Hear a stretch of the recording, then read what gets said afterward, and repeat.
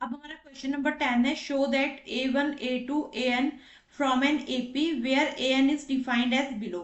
ठीक है, तो सबसे पहले आपने ना क्वेश्चन का स्टेटमेंट समझना है, कंफ्यूज होने की कोई जरूरत नहीं है। क्वेश्चन का स्टेटमेंट समझना है, क्या कह रहे हैं वो, show that A1 A2 AN from n AP where AN is defined as below.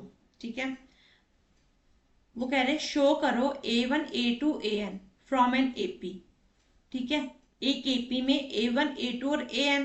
ठीक है, जहां where AN is defined as below, जहां AN को डिफाइन किया गया है, मतलब AN की वैल्यू दी गई है। AN की वैल्यू क्या दी गई है, 3+4N। ठीक है, ये हमें गिवन है, ये हमें गिवन है, तो कंफ्यूज नहीं होना। ठीक है, उसके दूसरी वैल्यू ये दी है AN की। ठीक है, मतलब हमें दो बार सम को सॉल्व करना होगा। Also find the sum of the first 15 term, और sum of the first 15 term में फाइंड करना, ये लास्ट की बात है। ठीक है, सबसे पहले अब यहां से क्या समझ आया, मतलब AN की वैल्यू गिवन है, तो हमें A1 A2 और A3 की निकालनी है। A3 का कैसे समझ आया, मैंने क्या बताया था, AP की हमें 3 टर्म्स की नीड होती है। ठीक है, तो ये जो टर्म्स होती है इसको क्या बोला जाता है, इसको टोटल नंबर बोला जाता है, टोटल नंबर। ठीक है, जिसको हम N से डिनोट करते हैं। मतलब उन्होंने हमें अगर AN की वैल्यू दी है तो इसमें ही कुछ हो सकता है। तो हमने क्या करना है, जब भी ऐसा कोई सम आएगा आपने इसका प्रोसेस यही रखना है। ये सारा इरेज कर देती हूँ मैं। तो ये मैं बताती हूँ आपको क्या होगा इसमें। देखो यहां पर ये क्या कह रहे हैं, मतलब AN की वैल्यू हमें गिवन है, तो इससे हमें क्या समझ आया, टोटल नंबर है। A1 की वैल्यू हमें चाहिए, तो हमने जो ये N है ना, N ये टोटल नंबर है, किसको डिफाइन करता है, ये टोटल नंबर को डिफाइन करता है। टोटल नंबर को डिफाइन करते हैं, जिसको हम क्या करते हैं, जिसको हम 1 लेट करेंगे। ठीक है, किसके बिहाफ पे करेंगे, हम इसको A1 A2 और A3, तो जैसे जैसे प्लेसेस बढ़ती जाएंगी वैसे वैसे नंबर भी बढ़ जाएगा। ठीक है, फर्स्ट प्लेस के लिए 1, सेकंड प्लेस के लिए 2, थर्ड प्लेस के लिए 3। कैसे, देखो हम करेंगे late n value for A1 क्या होगी, 1। ठीक है, तो यहां पर हमने क्या करना है, A1 लेना है। A1 कैसे लिया, कंफ्यूज नहीं होना, क्योंकि क्वेश्चन में उन्होंने कहा है कि A1 A2, ये देखो ये बोला है ना, A1 A2 और AN। ठीक है, तो A1 क्या है हमारा, हमें AP के लिए A1 तो चाहिए ना। A1 क्या है हमारा, AN की वैल्यू यहाँ पे हमने रख देनी है 3+4N। ठीक है, जब AN की वैल्यू, AN क्या हुआ ये भी मैं समझा देती हूँ। AN क्या हुआ, लास्ट टर्म हुई L हुआ, तो मतलब अगर सपोज करो 1 2 3, तो लास्ट में 10 ही होगा। तो यहाँ पे अगर 1 2 3 फर्स्ट सेकंड थर्ड टर्म है, तो AN क्या लिखेंगे हम लोग, 3+4N, ये वैल्यू दी है। तो ये जो N है इसी में तो वैल्यू पुट करनी पड़ेगी हमें, तभी तो हमारा AN निकलेगा। समझ में, अगर कोई भी डाउट होगा तो कमेंट बॉक्स में कमेंट करना, तब मैं उसको और ज्यादा आपको एक्सप्लेन करेंगी। और वो क्वेश्चन लिखना जो आपको समझ नहीं आया कि भाई कहाँ फंस रहे हो आप। ठीक है, मेरी पूरी कोशिश है कि आप कहीं पे आपको प्रॉब्लम ना आए। ठीक है, अब A1 इक्वल टू वैल्यू निकलेगी ना 3+4, N की वैल्यू 1 है। ठीक है, अब इसको यहां सॉल्व कर देती हूँ, 3+4 7, मतलब A1 की वैल्यू क्या आई हमारी, A1 की वैल्यू क्या आई हमारी 7। AP की पहली टर्म आ गई हमारे पास। ठीक है, अब A2 के लिए क्या करना है, अगेन 3+4N, यही थी वैल्यू, तो यहां पे late N value for A2 2, तो मतलब क्या आएगा यहां पे, A2 इक्वल टू 3+4 2, 3+4 8, क्योंकि 4 2 8 ना, 8 9 10 11, तो अपनी AP क्या बनी, A2 क्या बना अपना, A2 क्या बना 11। ठीक है, अब कमेंट बॉक्स में मेरे को A3 की वैल्यू भेजना आप लोग, A3 इक्वल टू 3+4N। मैंने ये भी बता दिया N में हम वैल्यू क्यों पुट कर रहे हैं, late N value for A3 क्या होगी, late N value for A3 क्या होगी बताओ। अगर हमने पहले 1 ली थी, दोबारा 2 लिए, तो दोबारा तीसरी बार क्या होगी 3। ठीक है, अब A3 equal to 3+4 n, A3 equal to 3+4 3 = 12, 3 2 5 15। A3 की वैल्यू क्या है अपनी 15। अपने को AP मिल गई जो A1 A2 और A3 है। और AN क्या थी अपनी, AN को मैं यहां ब्रैकेट में लिख रही हूं 3+4n, ये इसकी वैल्यू है।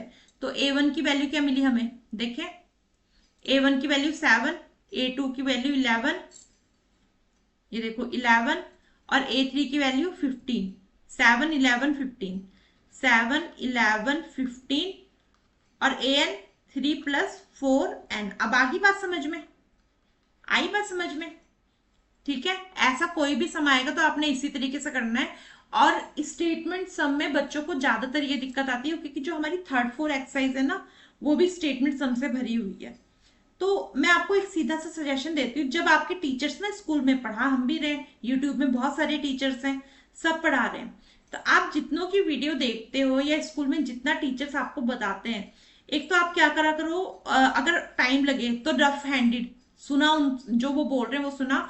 अब रफ हैंडेड एक नोटबुक साइड में बना ली है, उस नोटबुक में लिखो। ठीक है, उसके बाद ना जो उनका नजरिया है ना, जिस इंसान का जो नजरिया है, मैथ को पढ़ने का मैं सबसे सिंपल तरीका बताती हूँ, जिस टीचर का जो नजरिया है उस नजरिए को अप्लाई करने की कोशिश करो कि यार उनके बोलने का ढंग ऐसा है। मैथ को अगर आपने डीपली जाना है तो उसका सबसे बड़ा बढ़िया कॉन्सेप्ट यही है कि जब टीचर आपको पढ़ा रहा है तो उनके कॉन्सेप्ट को उनके वे में समझने की कोशिश करो कि क्यों कह रहे हैं। रीजन मैं आपको बताती हूँ कि कई बच्चों को दिक्कत क्यों आती है।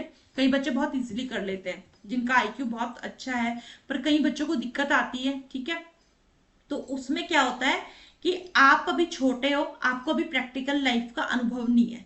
जब आप प्रैक्टिकल लाइफ से में थोड़ा सा मतलब ये करोगे ना कि भाई क्या नाम है उसका, ये चीज ऐसी नहीं ऐसे, जब आप खुद से उस लाइफ में जाओगे, जैसे आप शॉप में जा रहे हो, वहां आपने सामान खरीदा, कैलकुलेशन करी, तो दुकानदार ने कहा कि आपने इतना देना है, फिर आप हर एक सामान का टोटल करोगे, तो उसी तरीके से मैथ का भी लॉजिक लगता है। तो टीचर के पॉइंट ऑफ व्यू को देखना है आपने। उसके बाद आपने देखना है कि कहाँ पे आपका सम अटक रहा है, वो होगा प्रैक्टिस से। जब प्रैक्टिस में सम अटकेगा तो उसके बाद उसकी जो है सॉल्यूशन निकालना आप शुरू करोगे। ठीक है, अब यहाँ पर हमारा आ गया AP। ठीक है, अब कॉमन डिफरेंस लेंगे हम लोग। कॉमन डिफरेंस क्या होता है अपना, D means A2 minus A1। A2 क्या है हमारा 11 माइनस 7। ठीक है, तो 11 में से 7 गया 4। ठीक है, अपना D4 आ गया। एक बार चेक करने के लिए हम दोबारा दूसरी बार भी देख लेते हैं common difference A3, common difference 2, common difference second time. ठीक है, यहाँ पे यहाँ पे D1 लिख लेती हूँ मैं, D2, ताकि ये कि हमारा कॉमन डिफरेंस सेम है। 15 में से 11 गया, 5 में से 1 गया 4। ठीक है, D2 अपना 4। ठीक है, तो D1 इक्वल टू D2 4 4। ठीक है, अब इसके बाद हमारे पास A क्या है 7, A हमारा आ गया 7, D हमारा आ गया 4, और इसके बाद ठीक है, तो मतलब हमारी AP भी बन चुकी है। अब उन्होंने सम के लास्ट में क्या बोला था, also find the sum of the first 15 term in each case. हर दोनों केस में हमें सम ऑफ 15 टर्म निकालनी है। ठीक है, find sum of 15 term. 15 term का क्या मतलब होता है, टोटल नंबर। टोटल नंबर किसको डिनोट करते हैं, एन को, मतलब S15 जो है ये हमें फाइंड करनी है, जिसमें एन को हम क्या मानेंगे 15। टोटल 15 जो फर्स्ट 15 टर्म है वो निकालनी है, तो टोटल नंबर N15 हो गया। तो अब यहाँ पे एक बार मैं AP लिख लेती हूँ। AP अपनी थी 7 11 15, AN क्या था अपना 3+4n। ठीक है, इसके बाद कॉमन डिफरेंस क्या है अपना, d equal to 4, a equal to 7 और Sn मतलब n इक्वल टू 15। अब उसने कहा Sn निकालो, Sn का फॉर्मूला लगा लेंगे हम लोग, n/2 2a plus n-1 d bracket बंद। अब यहां हम वैल्यू पुट कर लेंगे, मतलब S15 n क्या है अपना 15/2, ठीक है, 2a, a क्या है 7, n क्या था अपना 15-1 ब्रैकेट बंद, d क्या है अपना 4 ब्रैकेट बंद, ठीक है, S15 15/2 14 प्लस 14 ब्रैकेट में 4 ब्रैकेट बंद। कैलकुलेशन का ध्यान रखना आप लोग, 15/2 14 प्लस 14 4 जा 56। अब इसको हम प्लस कर लेंगे, S15 15/2 मतलब 6 4 10 का 0 कैरी 1, 5 और 1 6 और 1 7 70। अब इसको हम कटिंग कर लेंगे, 2 3 जा 6, 2 15 और 35 को अगर हम मल्टीप्लाई करते हैं तो क्या आएगा, 15 और 35 को मल्टीप्लाई, 5 5 25 का 5 कैरी 2, 5 5 6 7, 5 3 15 का 5 कैरी 1, 3 1 3 4 5, सॉरी 5 3 15 का 5 कैरी 1, 3 1 3 1 4, तो ये आया 5 7 3 10 11 12 का 2 कैरी 1 5 525। तो हमारा S15 क्या आया 525, ठीक है। तो जो फर्स्ट वाले का है उसका तो टोटल ये आ गया अपना, ये हमारा फर्स्ट पार्ट का आंसर आ गया 525, ठीक है। ये निकल गया हमारा सम ऑफ 15th टर्म, हम लिखेंगे 525। अब आती है हमारी, अब है हमारा सेकंड पार्ट, ठीक है। सेकंड पार्ट में यहाँ पे an था ना, an की वैल्यू क्या दी हुई है 9 - 5n। जैसे कि फर्स्ट पार्ट में आपको पता है कि हमें a1 a2 a3 फाइंड करना पड़ेगा और an की वैल्यू 9 - 5n यहाँ पे गिवन है, इसको an लिख देते हैं, है ना, सॉरी, ठीक है। अब यहाँ पे हमने अगेन क्या करना है, a1 के बिहाफ पे क्या करेंगे, late n value for a1, पता लग गया ना एन वैल्यू क्यों, क्योंकि टोटल नंबर चाहिए ना, जो टर्म्स होती है वही आ गया ना। हमने अभी तक जब सम किए थे तो सम को हम बीच बीच में से कर रहे थे, अब तो भाई स्टार्टिंग से ही आपको एपी निकालनी है, वो भी आपको एन दे रखा है, ठीक है। तो आगे क्या होता था कि टर्म्स दे रखी थी उसके हिसाब से सॉल्व होता था, पर यहाँ पर सम थोड़ा सा चेंज हो गया, तो डरने की कोई बात नहीं है इसमें, बस आपने ये देखना है कि late N value for a1 1, ठीक है। तो यहाँ पर हम क्या करेंगे, an की वैल्यू लिखेंगे पहले 9 - 5n, ठीक है। उसके बाद इसी को हम an की वैल्यू लेट कर लेंगे, a1 equal to a - 5n, ठीक है। इसमें मैं आपको भी एक बात बताती हूँ, 5 1, तो यहाँ पे क्या आएगा 9 1 जा 9 - 5 4, मतलब a1 की वैल्यू क्या आई हमारी 4, ठीक है। अब एक चीज देखो आप, an की वैल्यू 9 - 5n है, ठीक है, ये इन्होंने रख दी है, इन्होंने ये सम इस तरीके से दिया कि आपको भाई a1 a2 a3 निकालना पड़ेगा। और यहाँ पर क्या हुआ कि जैसे 9 - 5n है, तो यहाँ पे हमें सारा, यहाँ पे सारे डिजिट है, यहाँ पे एक वेरिएबल है, इस वेरिएबल में वैल्यू पुट करके a1 भी निकालना है, a2 भी निकालना है, a3 भी निकालना है। क्यों, an क्या होता है, an लास्ट टर्म होती है, मतलब ये भी इसी का हिस्सा है ना, an का मतलब लास्ट हिस्सा ही है ना, जैसे 1 2 3 an मतलब ये लास्ट हिस्सा है, लास्ट हिस्से की वैल्यू कुछ भी हो सकती थी, यहाँ 10 मान लेते हैं, ठीक है। तो यहाँ पे इन्होंने वेरिएबल के साथ दी है, तो मतलब वैल्यू कुछ तो बन के आई होगी जिसके बिहाफ पे उन्होंने लास्ट में ये रखा होगा, लास्ट में कुछ तो बन के आई होगी जिसके बिहाफ पे उन्होंने लास्ट में ये रखा होगा। जब उन्होंने वैल्यू ये रखी है तो इसका मतलब क्या हुआ कि 1 2 3 फर्स्ट प्लेस, सेकंड प्लेस और थर्ड प्लेस में इसी लास्ट वाले नंबर, क्योंकि इसको an माना गया है, इसी करके इसमें a1 a2 a3 की वैल्यू पुट की गई है। ठीक है, जो मैंने बोला है ना उसको पे थोड़ा सा ना थिंकिंग करना, मनन करना, जैसे हम बोलते हैं मनन करना, थोड़ा सोचना, तब आपको पता लगेगा कि ये तो इसी का हिस्सा है, नहीं तो बच्चे कंफ्यूज हो जाते हैं। ठीक है, तो हमारे पास a1 आ गया 4। ठीक है, अब हम दोबारा करेंगे late n value for a2 2, तो ये क्या आएगा an इक्वल टू n-5n। ठीक है, तो an की वैल्यू क्या है, an की वैल्यू क्या है, मतलब a1 सॉरी a2, a1 की हमने निकाल लिए, a2 9 - 5 टू 9 - 10, 5 टू 10, तो ये क्या है -1। ठीक है, पहली वैल्यू क्या आई थी 9 - 5, 9 × 9 5 9। ठीक है, अब इसके बाद a3 let n value for a3, n value for a3 क्या है, n वैल्यू फॉर a3 3 रखेंगे, तो a3 equal to a - 5n, मतलब यहां पे हम रखेंगे 3, 9 - 15, 15 में से 9 गया 6 - 6।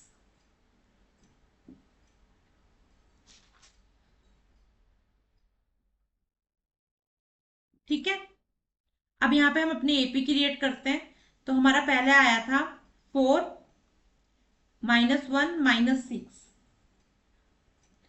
ठीक है, और an क्या था हमारा 9 - 5n। आगे बात समझ। अब यहाँ पे हमने कॉमन डिफरेंस निकालना है, कॉमन डिफरेंस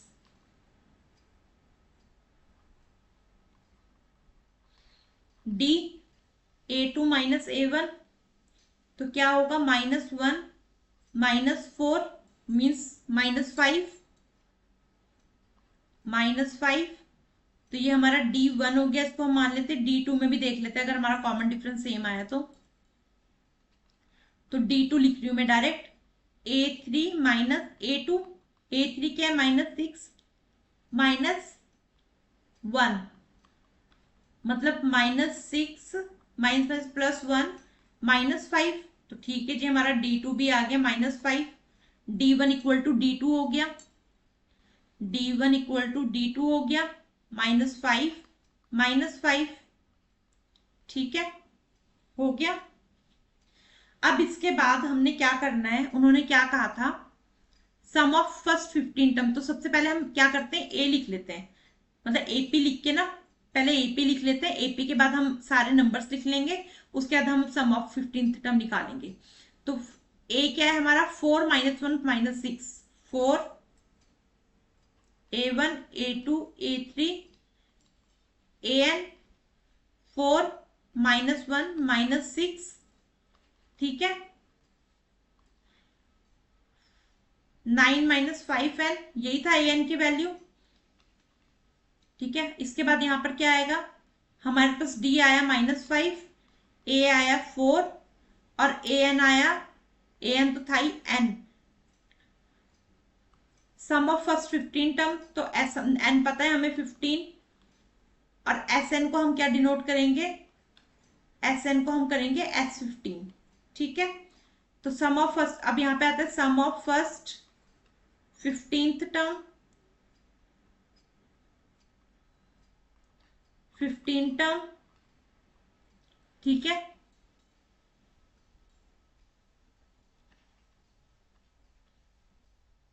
अब यहां पर आएगा Sn इक्वल टू n/2, हमारे पास सारी वैल्यू हम वो पुट कर लेंगे, n-1 d। ठीक है, एस एन की जगह पे हम S15 लिखेंगे, n की वैल्यू 15 है बाय 2, 2a क्या है हमारा 4 प्लस n 15 - 1, d क्या था हमारा -5, ब्रैकेट बंद, S15 15/2 4 2 ज़ा 8 प्लस 14 माइनस 5 S15 15/2 8 प्लस 14 पंजा 70 माइनस 70 ब्रैकेट बंद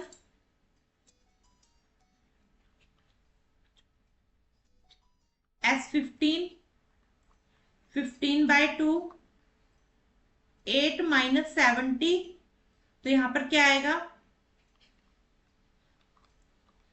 15/2 कैलकुलेशन करके रखो तब तक 10 में से 8 गया 2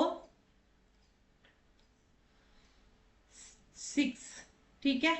अब इसको कटिंग कर लेंगे 2 3 ज़ा 6 2 1 ज़ा 2 2 3 ज़ा 6 2 1 ज़ा 2 माइनस का माइनस 62 है तो मैंने माइनस 31 ठीक है। इसको मैं एक स्टेप बढ़ा लेती हूँ S15 15 माइनस 31 तो 15 और 31 को हम मल्टीप्लाई करेंगे तो क्या होगा 1 5 ज़ा 5 1 1 ज़ा 1 1 5 3 ज़ा 15 का 5 कैरी 1 5 3 1 ज़ा 3 4 ठीक है। 5 5 पर 6 4 माइनस 4 6 5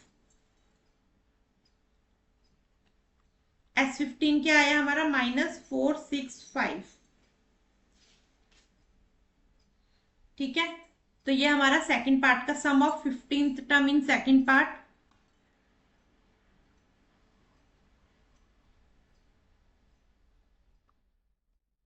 यहां लिखेंगे sum of 15th term in second part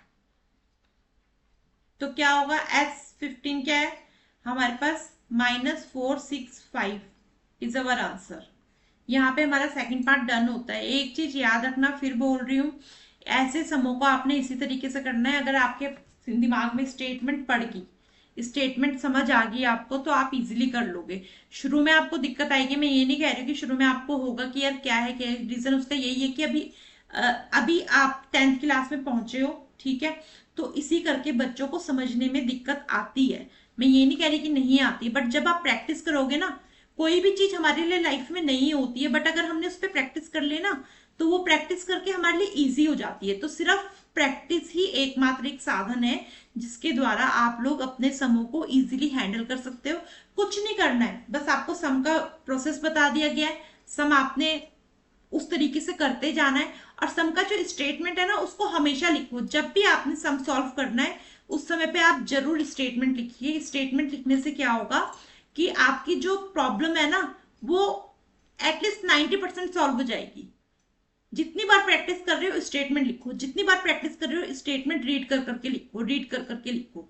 उसमें आपको सम का जो मेथड है जो उसमें बोला जा रहा है वो चीज आपके दिमाग के अंदर तक सबकॉन्शियस माइंड तक घुस जाएगी ठीक है। हमारे सम डन होता है।